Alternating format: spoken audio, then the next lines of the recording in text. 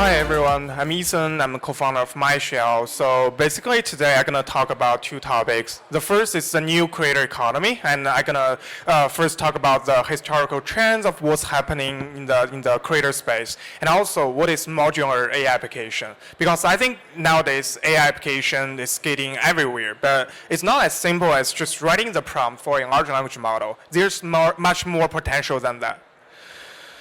So what's the content that can be built by creators? From the long history back, people can write articles, write novels that's posted on Medium and also on Mira, which is a Web3 counterparty. And after we have the mobile phone, especially the cameras, we can shoot the videos or even join the art, post it on Instagram, also Zora.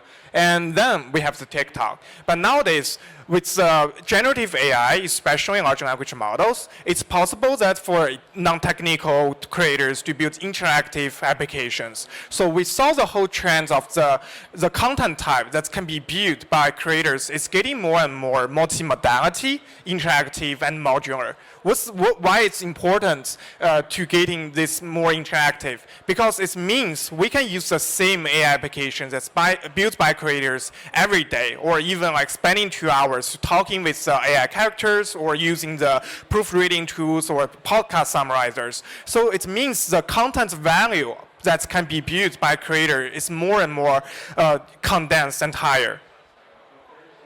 So what is AI application? Because people are talking a lot about AI agents, large language models, and all different stuff. But the definition of AI application in our scenario is it's the composition of multiple AI models and also the agent framework together with the user interface in multimedia. Let's just take an example. There can be a text RPG games. Probably that's only going to need to be powered by a single large language model. And user just engage with the content with the text they write in and also writing the responses to narrow through the stories. But when we're talking about podcast summarizer, it's going to get more and more complicated. First, you need a third-party API to have the podcast source. And then you need another algorithm to actually understand what the podcast is saying. You differentiate the speakers. And then the large language model going to be needed to understand what's happening and do the summary. In the end, it maybe also need to be spoke out by the text-to-speech models. So it's not just a single model, and also it's getting quite modular. And I'm going to give a few concrete examples. That's what's happening on the MyShell platform that's built by our community and creators. Probably going to get started from the simplest ones. Basically, this is the code writer or the dev helpers. That's just powered by single large language models. The way user interacts, just sending messages, is quite easy. But it can serve a utility tools for the developers.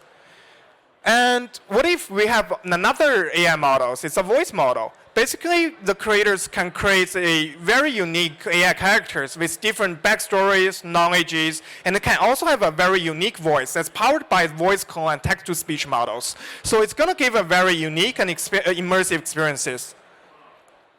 What's more is that we can have the large language model plus image generation models. So user never have to write the daunting prompts for this different kind of image generation models. Rather, the large language model can understand user's intention and generating this kind of intermediate prompt for them.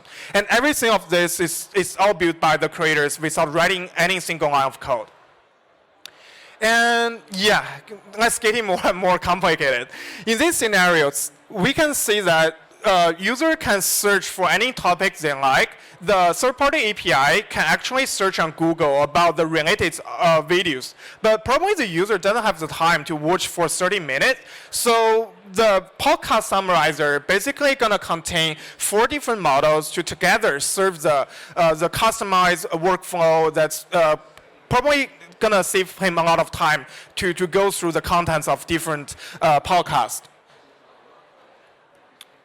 So I think the general idea or the visions of what we want to empower is that we want to make using AI models easy, especially using multiple models in a very controllable ways. So that's really going to power any kind of non-technical creators to use those kind of cutting-edge models, both closed source, open source models, to build customized application for everyone. Because we all every day using different kind of mobile apps that we downloaded from App Store that's on our mobile device.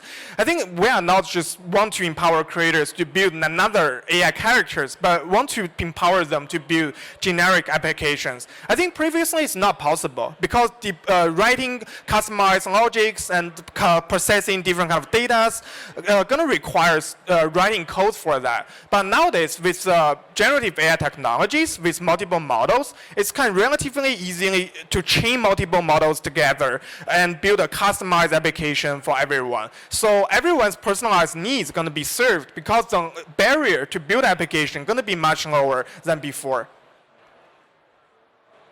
So just to recap, so the modular application that's on the first page gonna be bundled into your AI app store that contains various content categories. And the building process is quite easy. And because we have hosted close to 100 different models for the creators to use. And the building process is really going to be like a drag and drop. So not the coding or the technical details have to be understood, but they can easily build it. And also the UI is modular because it's a configurable file, like what we saw, like the frame that's launched by Farcaster. Everything is configurable files, so it can be easily put on chain. Both the model, the UI, and also the logic composition of different models. So why we need a new creator economy? I think because I just talked a lot about the modular AI application, these building processes. It's totally different from previous ones, just like writing articles or shooting the images, because it's not the single creators that's building everything from scratch. It's actually on multiple roles, like open source AI community. They are contributing different models, and this models is used by non-technical creators using the models. So that really reminds us of what's happening in the DeFi space. Yeah. Yeah, that's really remind us of what's happening in the DeFi space. There are a lot of DeFi protocols like the landings, the perps, also the tradings, and each protocol only in charge of one specific area. And it's the DA builders that's using all these kind of protocols together to build a consumer-facing app. And it's a flexible new financial system that's powered by blockchain, making it possible to reward all the participants of the whole app. I think it's the same for us. Just give a simple scenario. Let's say is there a creator building an AI, build a podcast summarizer that's powered by the models that's on my shell. Whenever a user is using the applications, we're going to generate new rewards to the application. And the reward is going to be split both to the creators that has the idea and build it. And also, it's going to distribute back to all the model contributors that's actually trained the models and served the application's real usages. By the way, what if the user really likes the app he's using every day? He's also being able to participate in the ownership of these application models by purchasing the patron badge. I'm going to talk about it later. So let's say here's an application called SongMaker GPT. And if it's useful for you and you really think it's going to go viral and it's going to have 1 million users, why not just invest it early? So actually the patron badge system will implement it, give the user and any interested investor to be owning the fraction of the application, be able to share the potential revenue and also assets appreciations. The same thing going to happen also with the model itself, because it's all chained up in the whole building processes and also usage processes.